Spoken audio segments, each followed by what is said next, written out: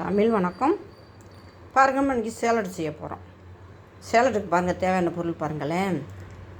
வாழைத்தண்டு பொடிசாக கட் பண்ணி வச்சுருக்கோம். மாங்காய் எல்லாருக்குமே பிடிக்கும். மாங்காய்னா யாருமே சாப்பிடாமல் இருக்க மாட்டோம், எல்லாருக்கும் பிடிக்கும். அதனால் மாங்காய் கட் பண்ணி வச்சுருக்கோம். வெங்காயம் கட் பண்ணி வச்சுருக்கோம், பெரிய வெங்காயம். குடமிளகாய் கட் பண்ணி வச்சுருக்கோம்.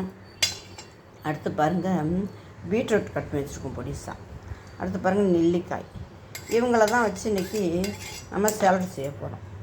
இவங்களை என்ன செய்வோம்னா, கொஞ்சம் ஆனியன் கொஞ்சம் போட்டுக்கிடுவோமே அப்படி. அடுத்து குடமிளகாய் இருக்குது பார்த்திங்களா, இது கொஞ்சம் சேர்த்துக்கிடுவோம். அடுத்து மாங்காய் இருக்குது பாருங்கள், மாங்காய் கொஞ்சம் சேர்த்துக்கிடுவோம். அடுத்து வாழைத்தண்டு பார்த்திங்களா, இதை வாழைத்தண்டை பொடிசாக சேர்த்துக்கிட்டோம். அடுத்து என்ன செய்கிறோம் பாருங்கள், நெல்லிக்காய் சேர்த்துக்கிட்டோம். இப்போ இவங்களை எல்லாத்தையும் ஒன்றா கூடவே என்ன செய்கிறோம், இவங்களுக்கு தேவையான அளவு மட்டும் உப்பு போட்டுக்கிறோம். இவங்களுக்கு தேவையான அளவுக்கு உப்பு போட்டுக்கிட்டோம். இதையும் இப்போ நம்ம எல்லாத்தையும் ஒன்றா இப்போ இவங்க எல்லாம் ஒன்றா கிண்டிட்டோம் பாருங்கள், ஒன்றா கிண்டிட்டோம். இந்த நேரம் என்ன செய்கிறோம், தயிர் போடுறோம். தயிர் ஆனியன் இருக்குது, தயிர் எடுத்துக்கலாம்.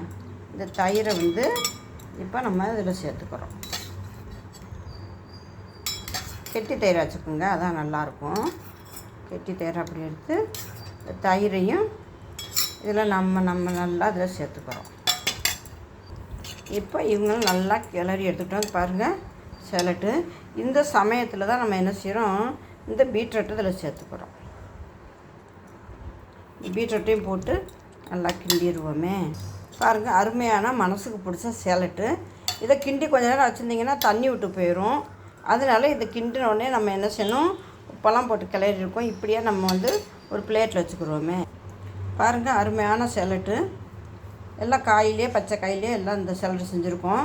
இது மாதிரி கெட்டி தயிர் போட்டு இது மாதிரி செஞ்சிங்கன்னா சூப்பராக இருக்கும். இது காலையில் ஒரு வேளைக்கு நம்ம சாப்பிட்டுக்கலாம். 11 மணிக்கு சாப்பிட்டுட்டு சாப்பாடு நம்ம சாப்பாடு அதிகமாக ஈடுபடாது. இது சாப்பிட்டோம்னா ரொம்ப சாதம் சாப்பிட வேண்டியதில்லை.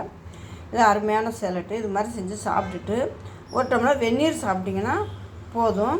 அருமையான சேலட்டு செஞ்சு பாருங்கள். இது நீங்கள் செஞ்சு பாருங்கள். இதை பெரியவங்க எல்லாருமே அதை சாப்பிட்லாம். சோறு உள்ளவங்களுக்கு ரொம்ப ரொம்ப நல்லது. கண்டிப்பாக செஞ்சு சாப்பிட்டு பாருங்கள், ரொம்ப நல்லது. உங்கள் ஃப்ரெண்டுகளுக்கு ஷேர் பண்ணுங்கள். தமிழ் வணக்கம்.